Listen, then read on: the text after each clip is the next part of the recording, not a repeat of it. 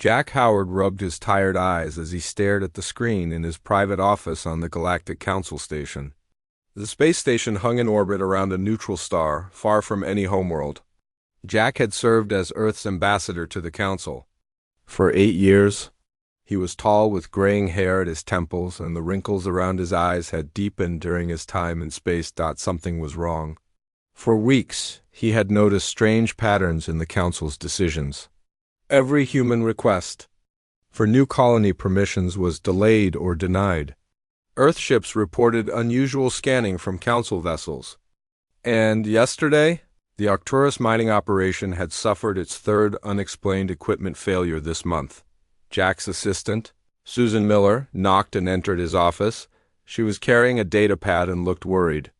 "Sir, I found something you need to see," she said quietly. Closing the door behind her. Susan was newer to the diplomatic corps but had proven herself smart and loyal. She placed the pad on Jack's desk and tapped a few buttons. A series of decoded messages appeared. "How did you get these?" Jack asked, scanning the text. "The Council's security systems had a brief fault during yesterday's power fluctuation. I managed to copy these encrypted files. It took all night to crack them, but I think this explains everything we've been seeing." Jack read through the messages, his face growing paler with each line. The messages were communications between Council members discussing humanity in cold, calculating terms. They spoke of containment protocols and growth suppression. One message explicitly mentioned sabotaging the Arcturus mining equipment. "They're deliberately holding us back," Jack whispered. Susan nodded. "It gets worse, sir. Look at the older messages." Jack scrolled back and felt sick. For 20 years, since humanity had first been welcomed into the Galactic Council with open arms, they had been planning this. The friendship, the technology sharing, the cultural exchanges all had been carefully controlled to keep humanity dependent on the Council while limiting their growth. "We need to contact Earth immediately," Jack said.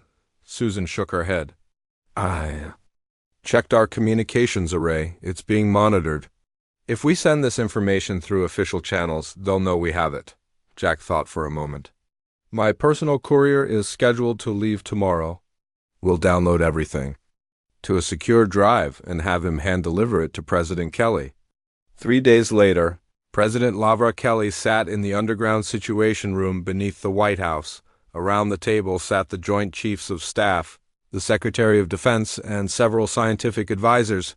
The courier from Ambassador Howard had arrived that morning with disturbing news.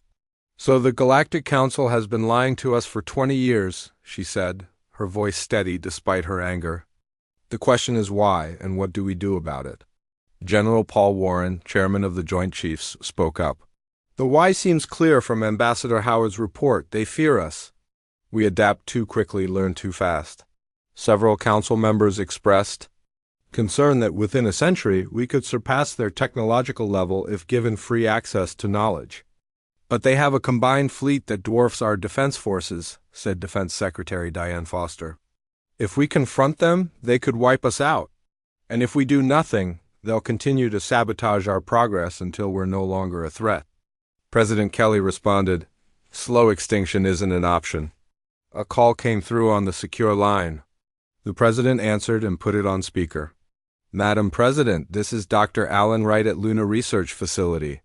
We've discovered something you need to know immediately." Dr. Wright was the leading xenobiologist on Earth's moon base studying Council species biology. His voice sounded strained. "Go ahead, Doctor," the president said. "We've been analyzing tissue samples from Council representatives visiting the facility. Some were collected during routine medical screenings, others from less official sources. What we found is disturbing. 3 Council species show evidence of human DNA integration into their genome. They're using our genetic material to enhance their own species." The room fell silent. "Are you certain?" President Kelly finally asked. "Absolutely. The patterns are unmistakable and couldn't have occurred naturally. They're harvesting human genetic material in violation of every treaty we've signed. The modifications seem focused on enhancing their neural plasticity essentially.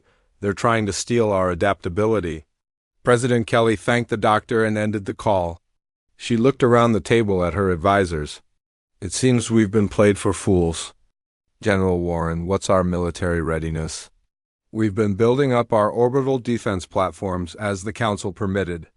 We have 26 stations around Earth and key positions in the solar system. Our fleet includes 37 combat-capable ships against the full Council forces. We could hold out for a while, but not indefinitely. Secretary Foster, begin quiet preparations for potential conflict. I want our forces ready, but no obvious movements that might tip off the Council. As the meeting continued, alarms suddenly blared. A communications officer burst into the room. Madame. President, we're getting reports from Space Command. All orbital defense platforms have gone dark. Communications cut, control systems offline. Before anyone could respond, another officer entered. Multiple unidentified ships have appeared in Earth orbit. They weren't there a minute ago. They must have jumped in with some stealth technology we've never seen.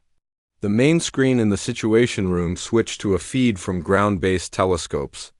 Dozens of Council warships had appeared around Earth. As they watched, the first orbital defense platform exploded silently in space. They're taking out our defenses, General Warren said grimly. President Kelly stood. They knew we discovered their betrayal. This isn't a new decision. They've had this plan for some time. General, our people need to survive. Implement Doomsday Protocol. The Doomsday Protocol was a last resort plan developed in secret. Key military personnel, scientists, and civilian leaders would evacuate to hardened underground facilities. Essential data would be dispersed to hidden servers. The goal wasn't to win a war they couldn't win, but to ensure humanity would survive to fight back. And send a message to all our off-world colonies and ships, the president added. Tell them what's happening and order them to go dark. Any vessel that should jump to the backup coordinates. As the orders went out, the first missiles from the Council ships entered Earth's atmosphere, targeting military installations around the globe. The betrayal was complete.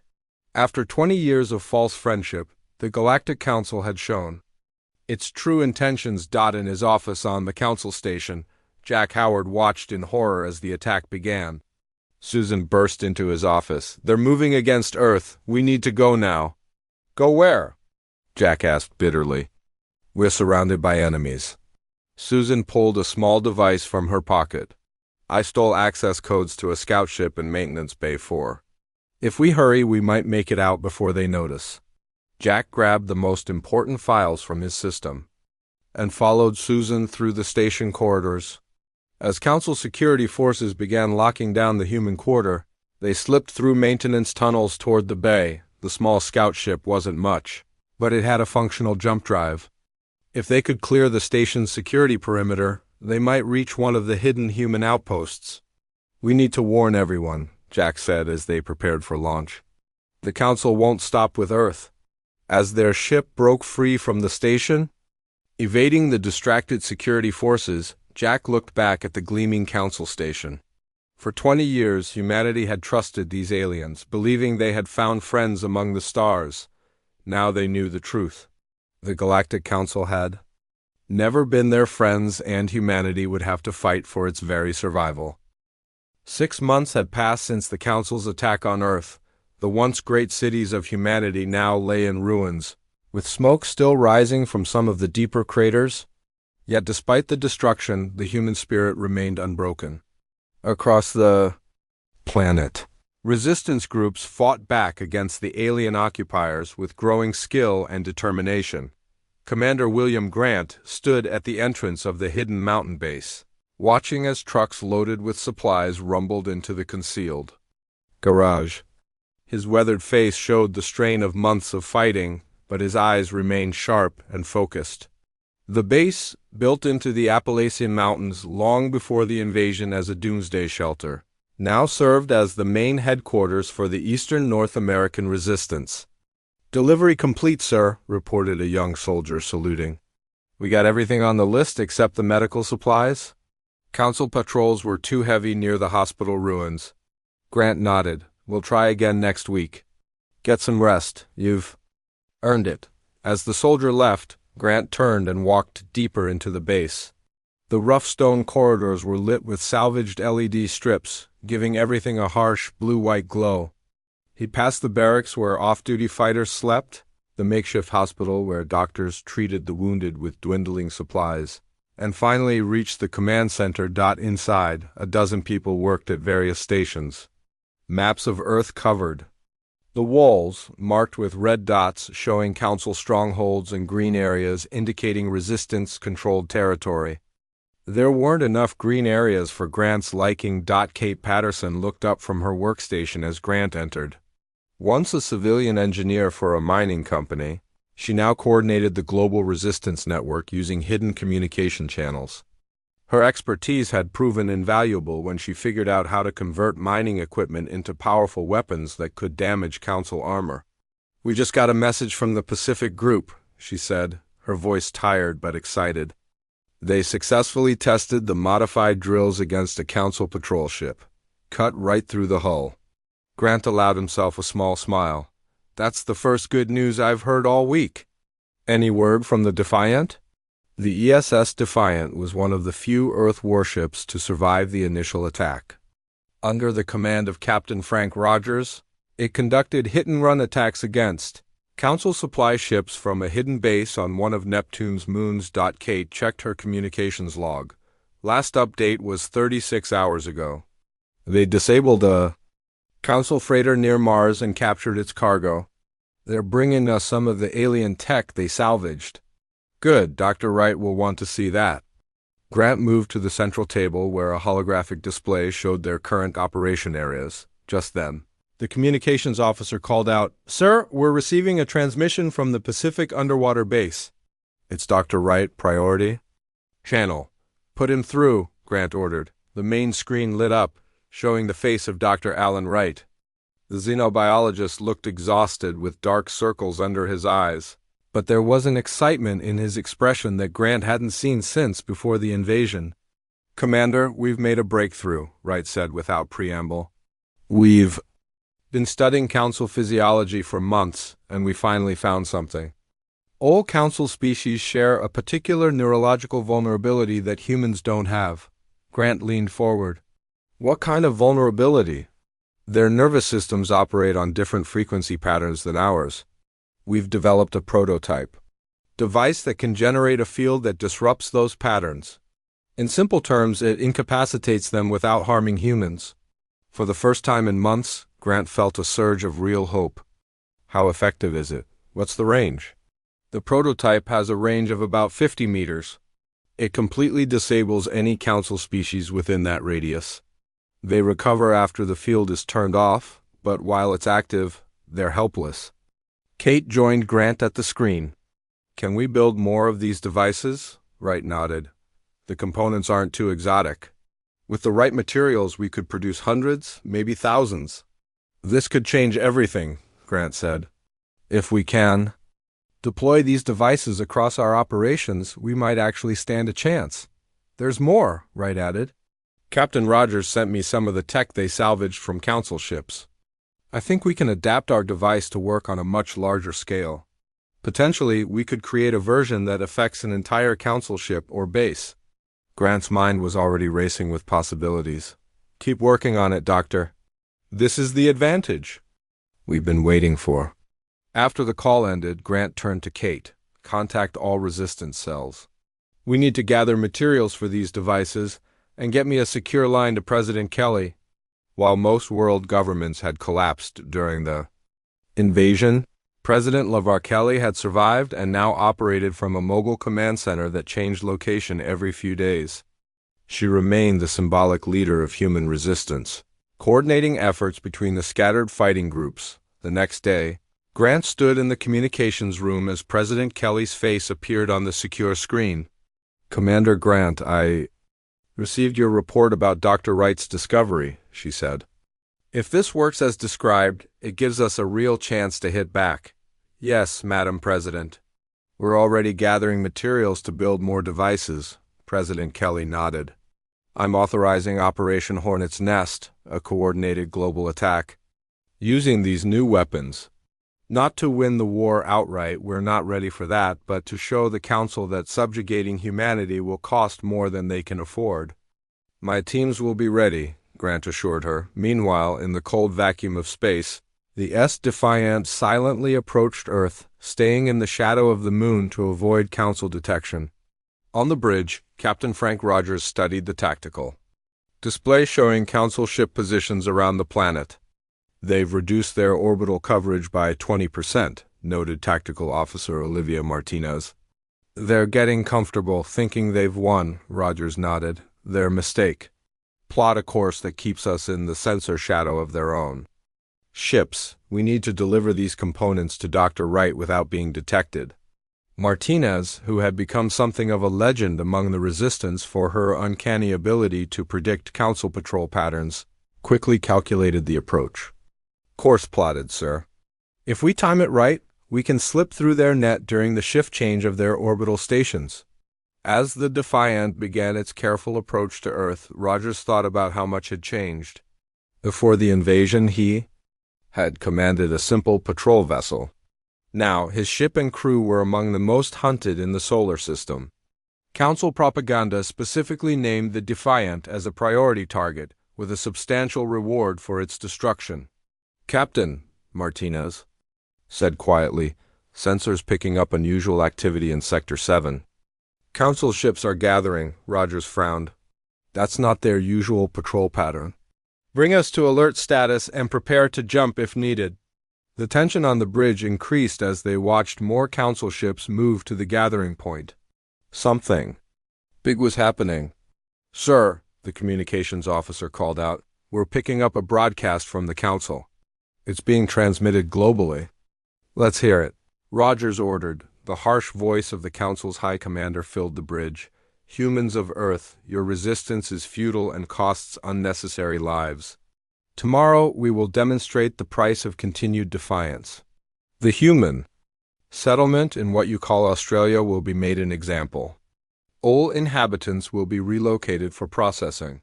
Any resistance will result in orbital bombardment. This is your only warning. Rogers clenched his fist. They're planning to take the entire Australian resistance network. Sir, Martinez said, her voice urgent, if we change course now, we could reach Australia before their ground forces deploy. Rogers considered for only a moment. Do it. And send word to Commander Grant. The timeline for Operation Hornet's Nest just moved up. We start tomorrow. As the Defiant changed course, moving to intercept the Council invasion force, Rogers knew they were taking an enormous risk. But the resistance in Australia had been particularly effective, and losing them would be a devastating blow. Sometimes the biggest victories came from the most desperate gambles on Earth. As Grant received the message from the Defiant, he immediately began mobilizing his forces. Dr. Wright's neurological disruptors weren't fully ready for mass deployment. But they had no choice now. The attack on Australia would be the Council's biggest mistake yet. Humanity would show them that the price of conquest was far higher than they had calculated. The resistance prepared for battle. Operation Hornet's Nest would begin at dawn. 1 year had passed since the Council invasion began, and Earth was a changed world.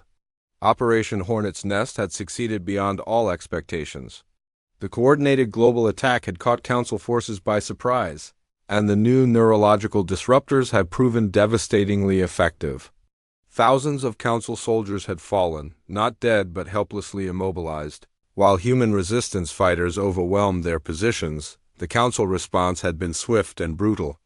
They pulled back their ground forces to fortified positions and increased orbital bombardment of military targets. But there was a key difference now: they avoided civilian areas. The Council needed human resources intact for whatever purpose they had planned. This restraint gave humanity the breathing room it needed. Dr. Alan Wright stood in his underground laboratory beneath the Pacific Ocean, surrounded by research equipment and alien technology salvaged from Council ships. The facility had once been a private billionaire's doomsday bunker, now repurposed as humanity's most advanced research center. Wright studied the holographic display showing the molecular structure of the neurological disruptor field. We've increased the effective range by 300%, he explained to the small group gathered around him. The new version can disable Council forces across an area of several kilometers. Commander William Grant nodded, impressed. That would let us take out entire Council bases with a single device. The problem remains delivery, said Dr. Nancy Chun, a quantum physicist who had joined Wright's team 6 months ago.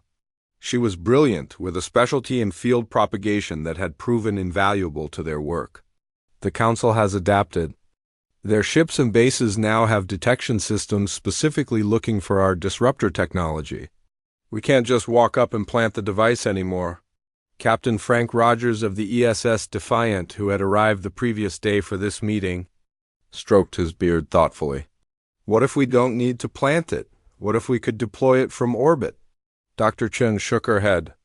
The Council's orbital defenses would detect and destroy any delivery vehicle we launched. Unless, Rogers said, they didn't know it was there until it was too late. Grant caught Rogers' meaning immediately. You're suggesting we use stealth technology, Rogers nodded. 3 months ago, we disabled a Council scout ship near Jupiter. Their stealth systems were mostly intact. My engineer has been studying them, and she believes we can adapt the technology to one of our shuttles. Wright looked skeptical. Even with stealth, how would you get close enough to their command ship? That thing is the most heavily defended object in Earth orbit. We create a diversion, Rogers said simply. Something big enough that they have to respond with multiple ships. The group fell silent, considering the possibilities. Grant finally spoke. We'd need to coordinate with President Kelly, a global uprising at the same time as the orbital mission. Stretch their forces as thin as possible. It could work, Dr. Chun said, warming to the idea. If we can get this device aboard their command ship and activate it, we could disable their entire command structure in one move. The risk is enormous, Wright cautioned. If they detect the mission before the device is activated, they might decide humanity is too dangerous to keep alive at all. They could glass the entire planet.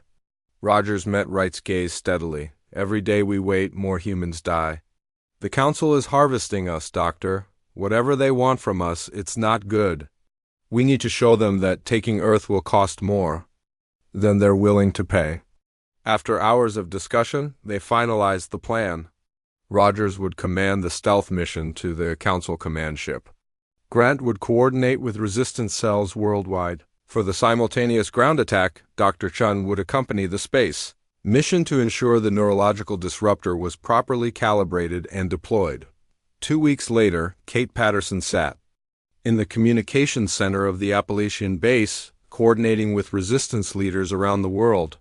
Her fingers flew over the keyboard as she relayed encrypted messages to cells in Europe, Asia, Africa, and Australia.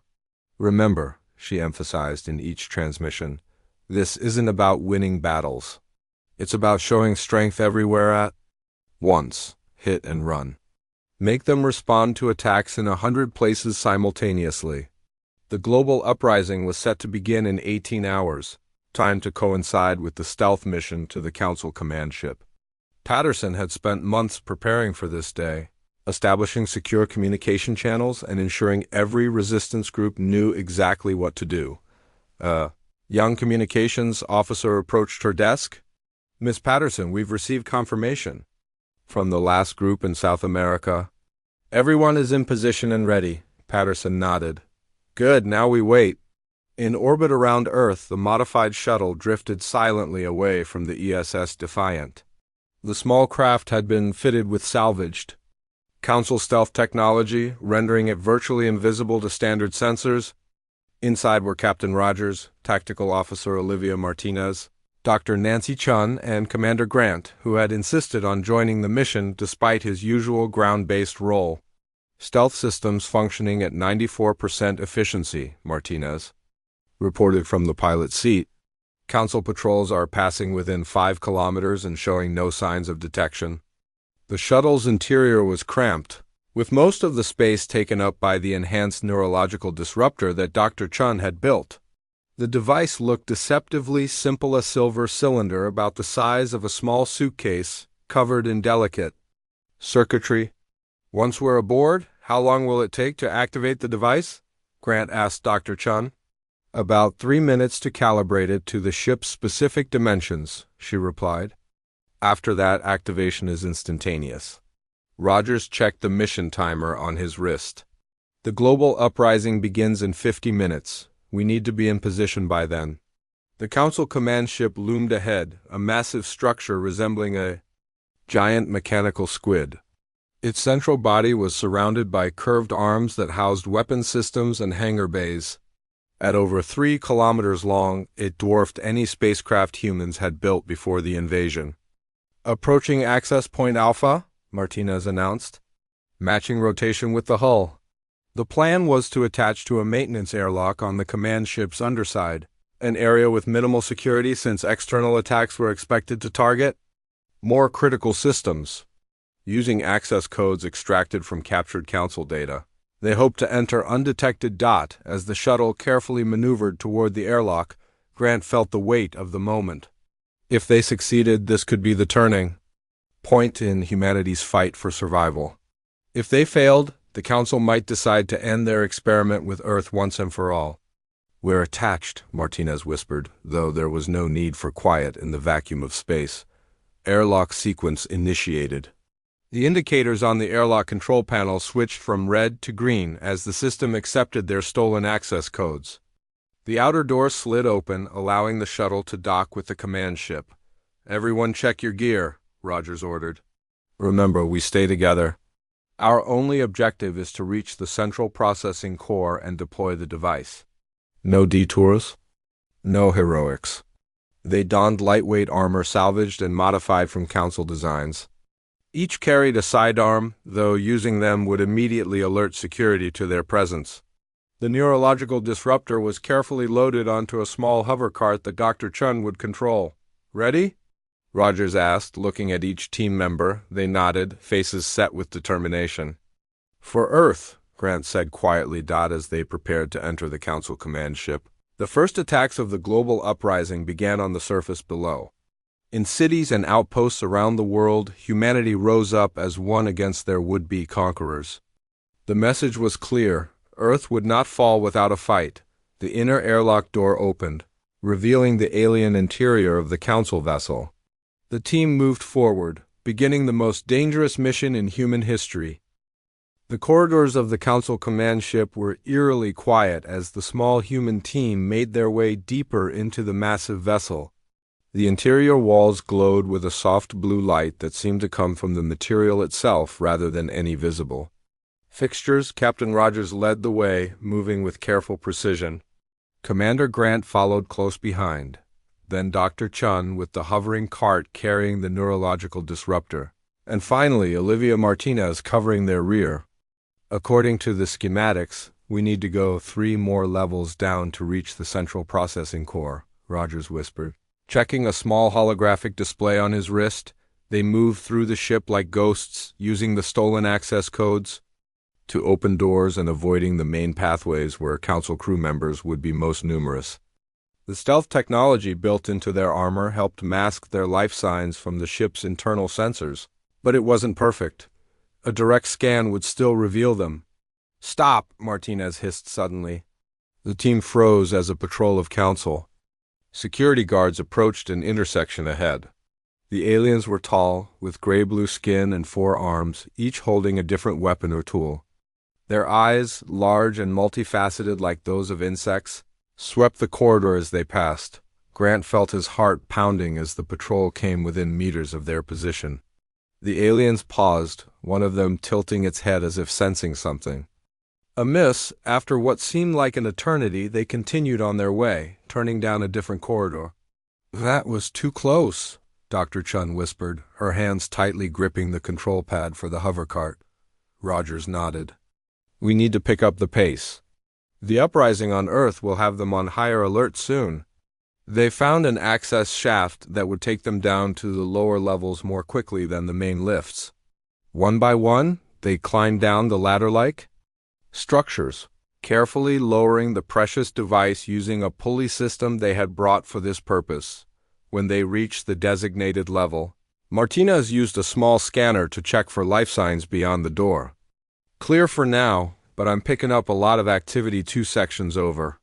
Rogers opened the door and they slipped through into a wider corridor. This level of the ship felt different.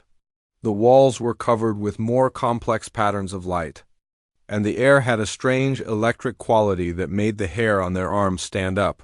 "We're getting close to the core," Dr. Chun said, checking her own instruments. These readings are consistent with a massive power source nearby.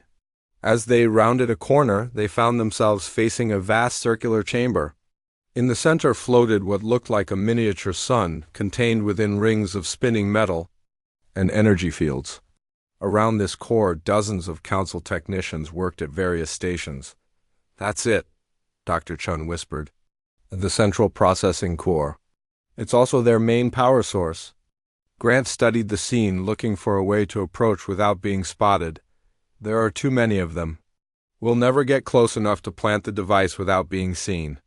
Martinez pointed to a maintenance access point on the far side of the chamber. "We might be able to reach that station.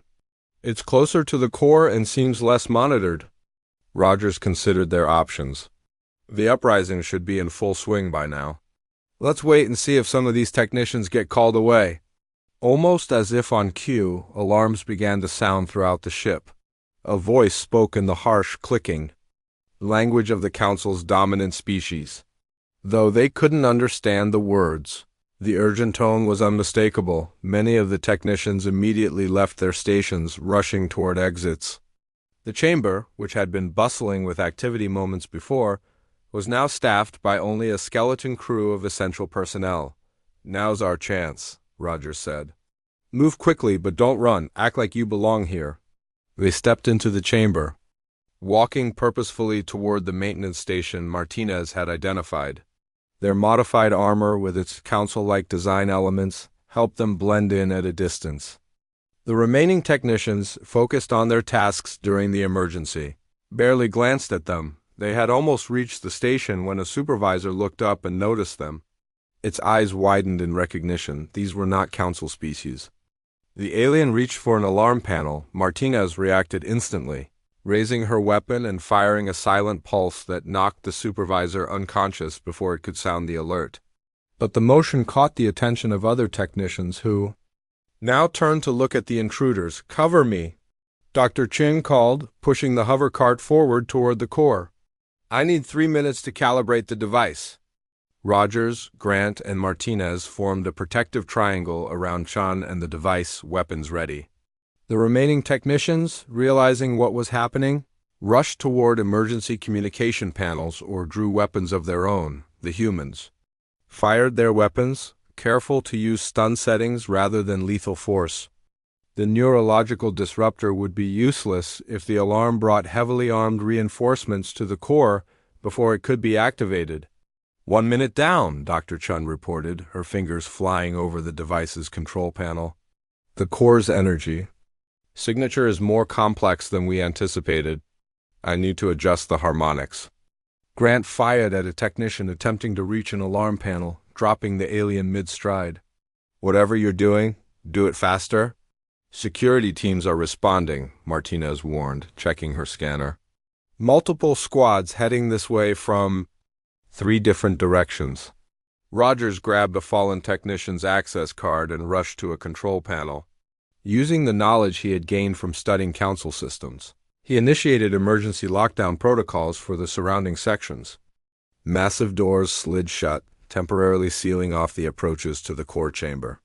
"That won't hold them for long," he said, returning to the group. 2 minutes at most." "Almost there," Dr. Chun said, sweat beading on her forehead despite the cool air, 90% calibrated. The remaining technicians had taken cover behind equipment, some firing energy weapons that scorched the walls near the humans. Martinez and Grant returned fire, keeping the aliens pinned down while Rogers protected Chun's back. "Done," Chun finally announced. "The device is calibrated and ready to activate." Grant nodded. "Do it." Chun pressed a sequence on the control panel. The silver cylinder hummed to life, its surface beginning to glow with an intense blue light. The same light spread from the device in a visible wave that quickly filled the chamber. and continued outward through the walls. The effect on the council technicians was immediate. They dropped their weapons, falling to the floor in uncoordinated heaps, their nervous systems temporarily scrambled by the field. To the humans, the activation felt like nothing more than a slight tingling sensation on their skin. "It's working," Chun said, checking the device's readings. "The field is expanding throughout the ship at the expected rate.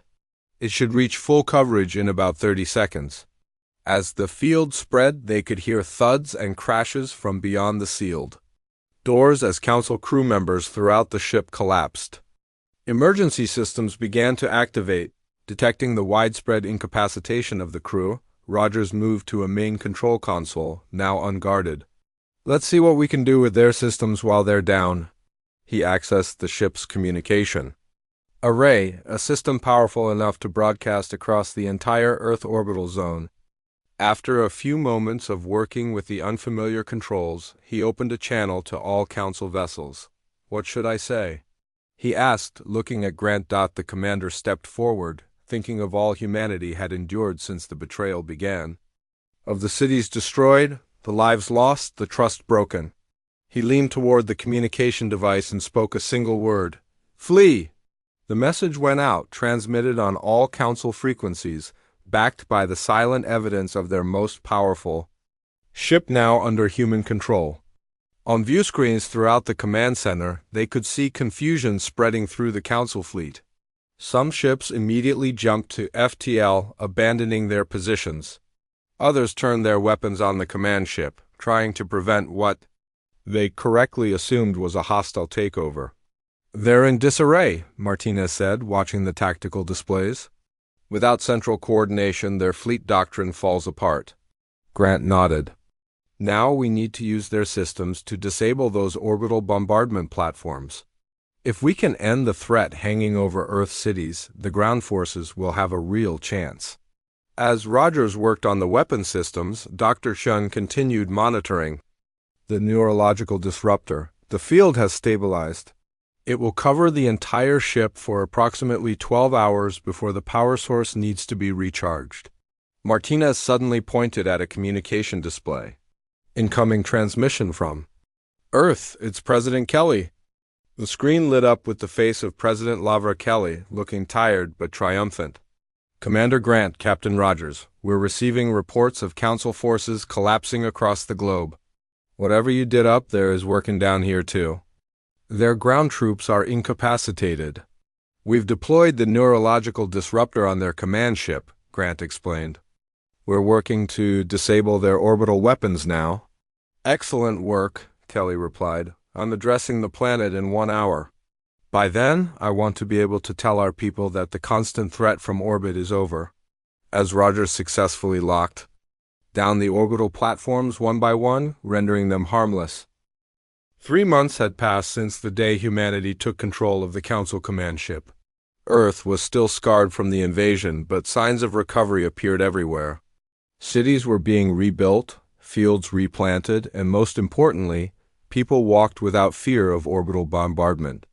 Using the captured Council technology, humanity had established a defensive shield around the planet that could detect and intercept any incoming threats. The remaining Council forces had retreated to the edges of the solar system, their once mighty fleet now disorganized and demoralized. Jack Howard stood by a window in the rebuilt United Earth Government headquarters in Geneva, watching people move through the streets below. After escaping from the Council station a year ago, he had made his way back to Earth through a series of hidden jump points, bringing with him valuable intelligence about Council operations. Now reinstated as ambassador, he prepared for a very different kind of diplomatic mission. Susan Miller entered the room, carrying a datapad. "The ship is ready, Ambassador." "All delegates are aboard and final checks are complete." Howard nodded. "Thank you, Susan. Has Dr. Wright confirmed the status of our insurance policy?" "Yes, sir. All devices are in position and operational. The Council won't be able to try anything without serious consequences." "Good. Let's hope we don't need them." Howard straightened his formal jacket and picked up a small case containing the documents for their mission. "It's time to show the Council a new way forward." The ship that carried the human delegation to the Council's home station was unlike anything Earth had built before. Constructed using salvaged and reverse-engineered alien technology, the vessel combined the best of human innovation with advanced Council systems. Its name, painted proudly on the hull, was ESS Unity, symbolizing humanity's hope for the future. On the bridge, Admiral Frank Rogers, recently promoted from captain, supervised final approach procedures. The once small crew of the Defiant had expanded to manage this much larger ship, but he had insisted that Olivia Martinez remain as his tactical officer. Her skills had proven invaluable during the liberation of Earth. Council Station has acknowledged our arrival and granted docking permission, Martinez reported. They're following the diplomatic protocols we established. Rogers nodded but kept the ship at combat readiness. After everything humanity had experienced, trust would take a long time to rebuild. Maintain shield status and keep engines on standby. If anything seems off, we jump immediately. In the main conference room, Howard briefed the delegation one final time. Alongside him stood representatives from 5 other species who had responded to humanity's interstellar message. Each had their own story of Council betrayal and suppression, and together they formed what was now called the Alliance of the Betrayed. Remember, Howard told them, we're not here to seek readmission to the Council. We're here to present terms for a new relationship between our civilizations. The balance of power has shifted, and they need to understand that. The representatives nodded solemnly. There was Krell from the Delvian system, a species with scaled skin who had been restricted to a single planet for centuries, despite their technological achievements. Nera of the Solari, whose crystalline appearance belied their emotional depth, and whose system had been heavily mined by Council corporations. Zax from the Cloud Cities of Jupiter, a gas giant dwelling species who had hidden from Council detection until humanity discovered them during the war. Telmer of the Ocean Worlds, whose aquatic civilization had been deemed too alien for full Council membership. And finally, Vix, representing a species so thoroughly suppressed that even their name had been struck from galactic records. As the Unity docked with the Council station, Howard felt a strange sense of déjà vu. The last time he had been here, he had discovered the Council's betrayal of humanity. Now he returned not as a junior representative of a subjugated species, but as the ambassador of a proven power. The Council chamber was a vast, circular room with seating for hundreds of species arranged in tiers around a central speaking platform. Once, the layout had reinforced the hierarchy of the Council, with the founding species occupying the lowest and most privileged tier. Now, many of those seats stood empty, their occupants having fled when humanity's neurological disruptor technology spread throughout Council space. The remaining Council members watched with barely concealed hostility as Howard and the Alliance representatives entered. The Council High Speaker, a tall being with iridescent skin and multiple eye stalks, rose to address them. Ambassador Howard of Earth, the Council acknowledges your request for this audience. We trust this meeting signifies humanity's desire to end hostilities and return to peaceful relations. Howard stepped onto the speaking platform, the Alliance representatives forming a semicircle behind him. High Speaker, members of the Council, I come before you not to request peace, but to offer it. Not as supplicants, but as equals, murmurs spread through the chamber at his boldness. The High Speaker's eye stalks quivered with indignation. Earth remains a junior world by Council standards? Your recent military successes do not change the established order of galactic civilization. The established order, Howard replied calmly, is precisely what we have come to discuss. For too long, the Council has maintained power by suppressing promising younger species. Earth was not your first victim, nor would we have been your last, he gestured to the Alliance representatives. Each member of our new alliance has experienced the Council's pattern of betrayal, technological restrictions, resource exploitation, genetic harvesting, forced sterilization of colony worlds. The list of crimes is extensive and documented.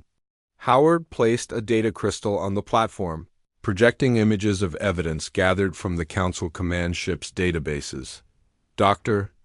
Alan Wright found these records during our liberation of Earth. They detail not just the crimes against humanity, but a systematic pattern of suppression dating back thousands of years. The council chamber erupted in angry denials, but the evidence displayed for all to see was damning. The High Speaker attempted to restore order, banging a ceremonial staff against the floor. These accusations are outrageous. Even if certain protective measures were taken, they were for the stability of galactic civilization. Young species must be guided, sometimes firmly. Guided? Howard's voice cut through the noise. Is that what you call orbital bombardment of civilian targets? Genetic theft? Deliberate sabotage of peaceful development? Before the High Speaker could respond, Howard continued. The Alliance does not seek revenge.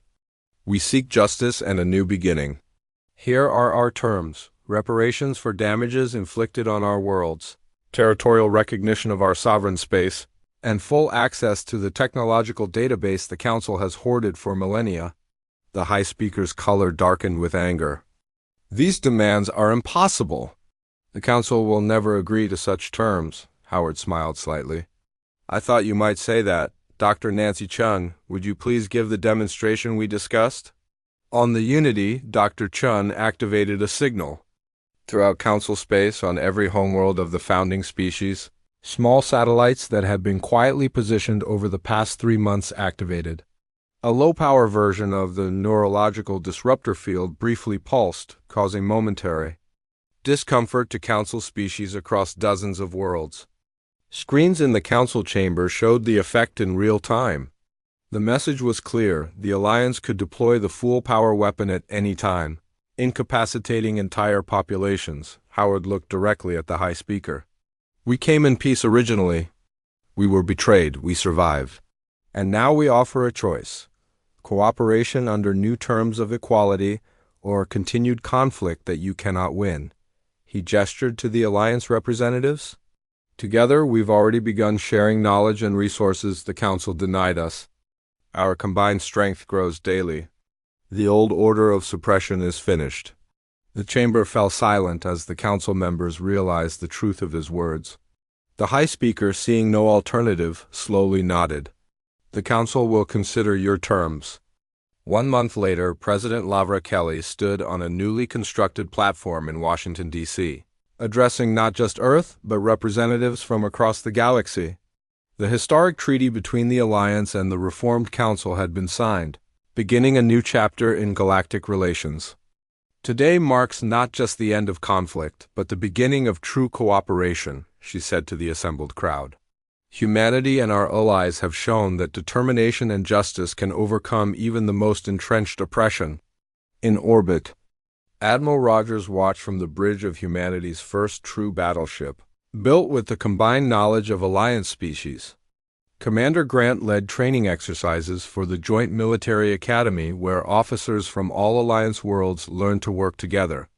Kate Patterson directed the integration of technologies that had once been forbidden to younger species. And Dr. Wright continued his research, ensuring that never again would humanity be vulnerable to alien treachery. The single word that had marked humanity's defiance, flee, had evolved to represent something greater, a warning throughout the galaxy that underestimating humans and their allies would always be a grave mistake.